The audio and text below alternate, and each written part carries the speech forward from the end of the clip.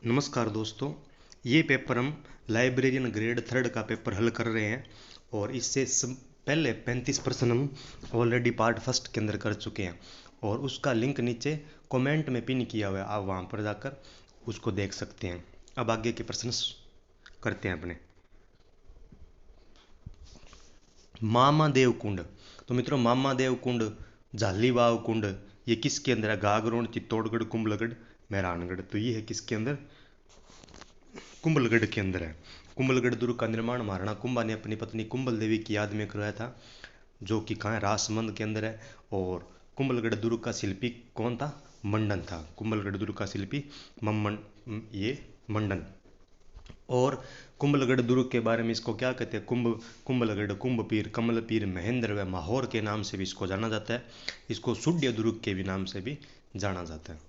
गागरोन दुर्ग बिजल देव डोड़ ने करवाया। संत पिंपा जो शासक थे गागरोन के, और आऊ काली सिंध नदियों के संगम पर बना है।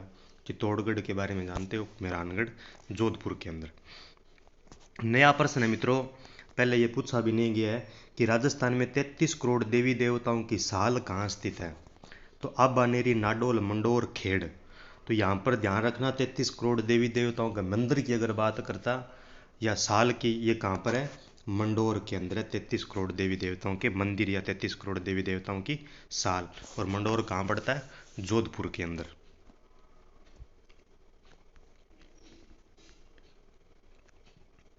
तराइन का प्रथम युद्ध, ये अपने को कालक्रम के अनुसार बताना है। तराइन का प्रथम युद्ध कब हुआ? सहारनपुर का युद्ध, खातौली का युद्ध, गिरी सुमेल का युद्ध। तो तराइन का प्रथम युद्ध मोहम्मद गोरी और पृथ्वीराज चौहान थर्ड के बीच कब कब होता है? 1191 ईस्वी में। सहारनपुर का युद्ध महाराणा कुंभा और महमूद खिलजी के बीच में कब होता है? 1437 के अंदर। खातौली का युद्ध 1517 में। इब्राहिम लोधी और बाबर के बीच खातौली का युद्ध। गिरी सुमेल का युद्ध 1544 के अंदर शेर शाह और मालदेव के बीच होता है। ध्यान रखना इस प्रश्न को। अब तारा भांति के टीले पाए जाते हैं। तो तारा भांति के टीलों के बारे में आपको बताना, या तारा बालुका स्तूप के बारे में बताना है। तारा बालुका स्तूप गंगानगर, मानगढ़, बालोतरा, फलौदी, मोहनगढ़, सूरतगढ़। तारा बालुका स्तूप कहाँ पाए जाते हैं? मोहनगढ़, सूरतगढ़ के अंदर। तो ये जितने भी मरुस्थली, ये बालुका स्तूपों के प्रकार है, तारा बालुका स्तूप हो गया, अर्धचंद्राकार हो गया, पैराबोलिक हो गया, रेखीय हो गया, पवनानुवर्ती हो गया, अनुदैर्ध्य, अनुप्रस्थ, इनके बारे में ध्यान रखना। और ये कहाँ कहाँ है वो भी विशेष तौर पर ध्यान रखना, क्योंकि इनसे संबंधित प्रश्न पूछे जा रहे हैं।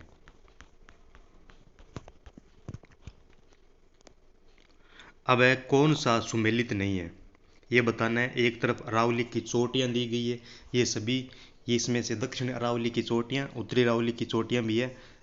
तो गुरु शिखर के बाद में शहर 1597 मीटर, बिल्कुल सही है। गुरु शिखर सेल, फिर जरगा आती है 1431 मीटर, फिर अचलगढ़ आता है। अचलगढ़ 1280 नहीं है मित्रों, अचलगढ़ 1380 है। तो यहाँ पर ये सुमेलित नहीं है। रघुनाथगढ़ उत्तरी अरावली की सबसे ऊंची चोटी है, 1055 मीटर, रघुनाथगढ़, ये ध्यान रखना। निम्नलिखित में से कौन सा संरक्षित क्षेत्र झुंझुनू जिले में स्थित नहीं है? तो झुंझुनू में कौन सा स्थित नहीं है ये बताना है। मनसा माता झुंझुनू में है, खेतड़ी बनस्याल झुंझुनू में है, गोगेलाव नागौर के अंदर है, बीड़ झुंझुनू में। गोगेलाव कहाँ है? नागौर के अंदर, झुंझुनू के अंदर नहीं है। गोगेलाव नागौर। 16 कंजर्वेशन रिजर्व है, अभी बताया था। दूसरा प्रश्न आ गया, भविष्य में बहुत इंपॉर्टेंट प्रश्न है। अब मिलान करना है अपने को। चीनी, सीमेंट उद्योग, उर्वरक उद्योग, टायर एवं ट्यूब उद्योग। तो मित्रों, टायर ट्यूब उद्योग कांकरोली राजसमंद के अंदर है। चीनी उद्योग भोपाल, सागर, चित्तौड़गढ़। और सीमेंट उद्योग गड्ढेपन आ जाएगा, सॉरी मोडक। सीमेंट उद्योग के लिए कौन है? मोडक, चित्तौड़गढ़। और उर्वरक उद्योग के लिए गड्ढेपन, ये इसका मिलान हो जाएगा। पर्वत क्षेत्र विकास कार्यक्रम उपागम माडा, ये कई बार पूछा गया है, ध्यान रखना। पर्वतीय क्षेत्र विकास कार्यक्रम 13 जिलों में संचालित है। ये जनजातियों से संबंधित कार्यक्रम है। 1978-79, ये इसका करेक्ट आंसर हो जाएगा, पर्वतीय क्षेत्र विकास कार्यक्रम माडा।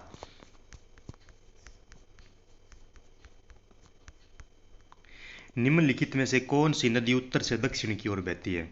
उत्तर से दक्षिण की ओर इस प्रकार बहती है। तो उत्तरी सीमा से राजस्थान के अंदर एक ही नदी प्रवेश करती है, और वो करती है घग्गर।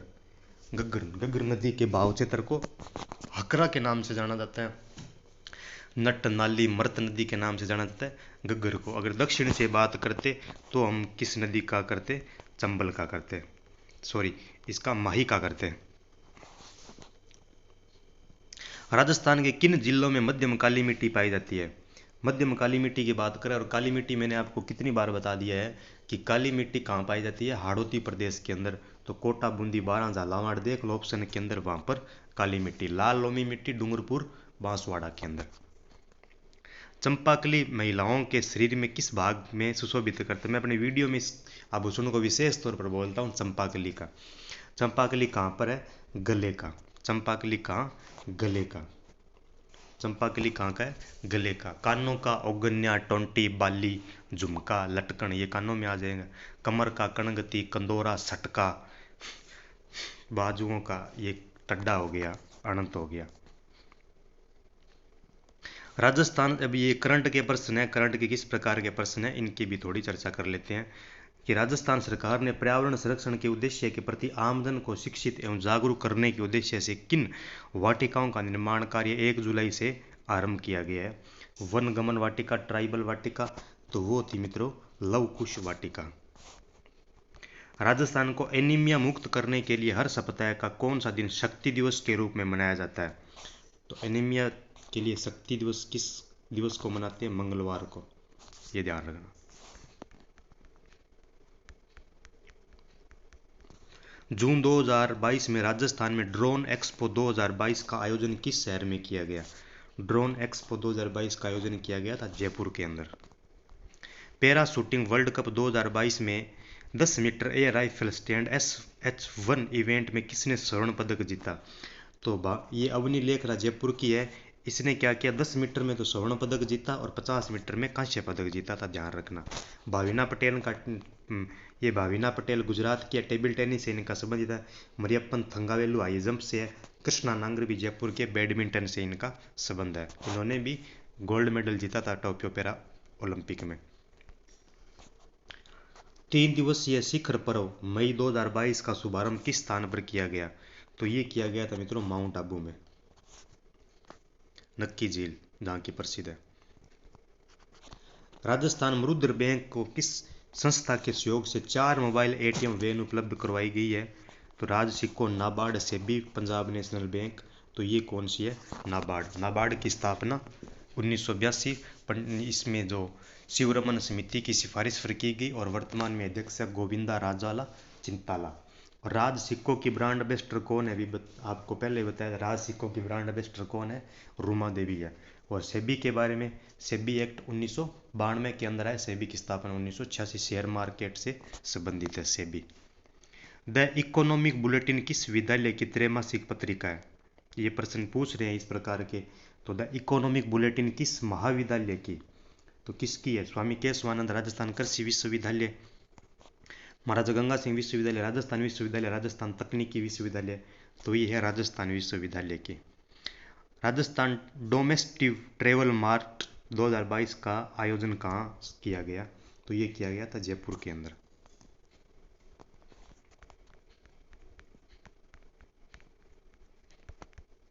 जुलाई 2022 में मुख्यमंत्री अशोक गहलोत ने कितने विशेष न्यायिक मजिस्ट्रेट खोलने की मंजूरी दी है?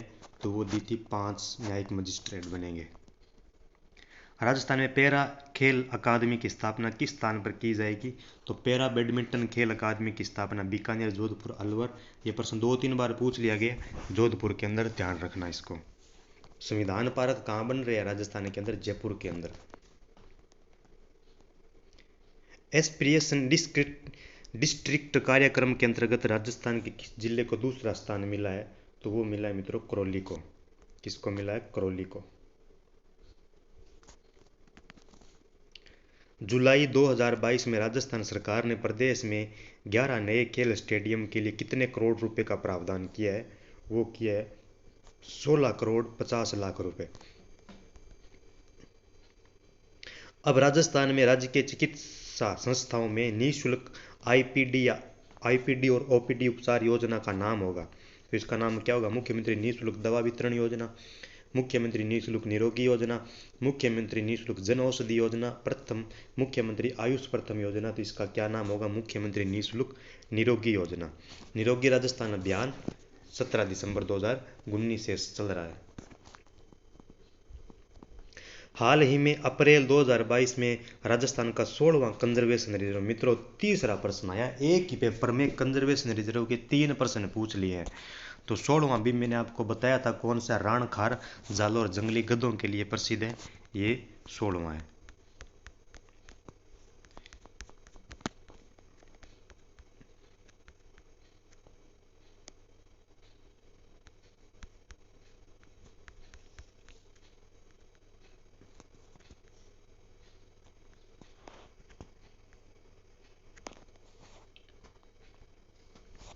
नाथरा की पाल और थूर हुंडोर स्थान किस खनिज के लिए प्रसिद्ध है?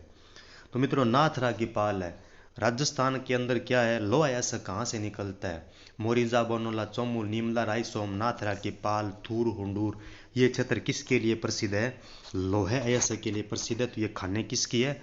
लोहे की है। अब कॉपर की बात करें तो कॉपर मतलब तांबा कहाँ से निकलता है? खेतड़ी, सिंगाड़ा क्षेत्र, खोद, रिबा, अलवर, बिद्दासर से निकलता है।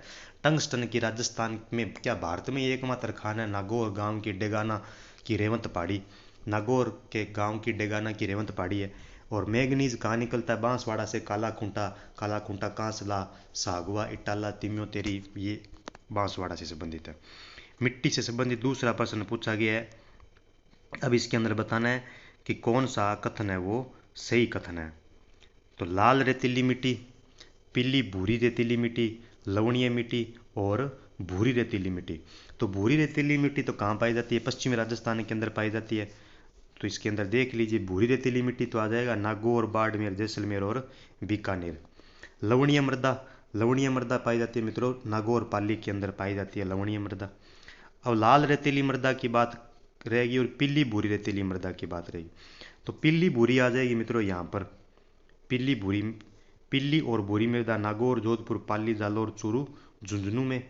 और लाल रेतीली मृदा आ जाएगी पाली, सिरोही, सीकर, झुंझुनू। तो ये प्रश्न है वो काफ़ी इंपॉर्टेंट प्रश्न है, भविष्य में इसको पूछ सकते हैं।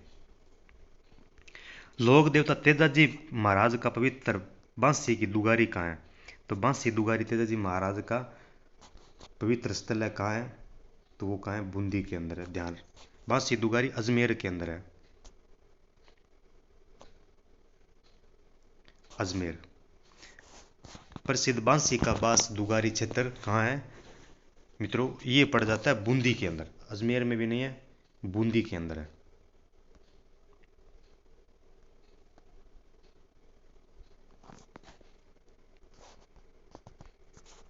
अगला प्रश्न है, सांचौरी नस्ल के मवेशी पाए जाते हैं। तो सांचौरी जालोर, सांचौरी नस्ल की गाय की नस्ल है, वो कहाँ पाई जाती है? जालोर और सिरोही के अंदर। झालावाड़, बांसवाड़ा, पाली, कोटा, बारां, प्रतापगढ़, तो ये पाई जाती है जालोर और सिरोही के अंदर। तो ये इस पेपर से संबंधित जीके और करंट जीके के हमने क्वेश्चन हल कर लिए हैं। और ये पेपर मित्रों काफ़ी अच्छा पेपर था, है ना? इतना इजी भी नहीं था, ये तैयारी लायक पेपर था, जो कि बहुत अच्छा पेपर है। और इसके क्वेश्चन बहुत अच्छे हैं, भविष्य में इन क्वेश्चनों को पूछा जा सकता है। धन्यवाद।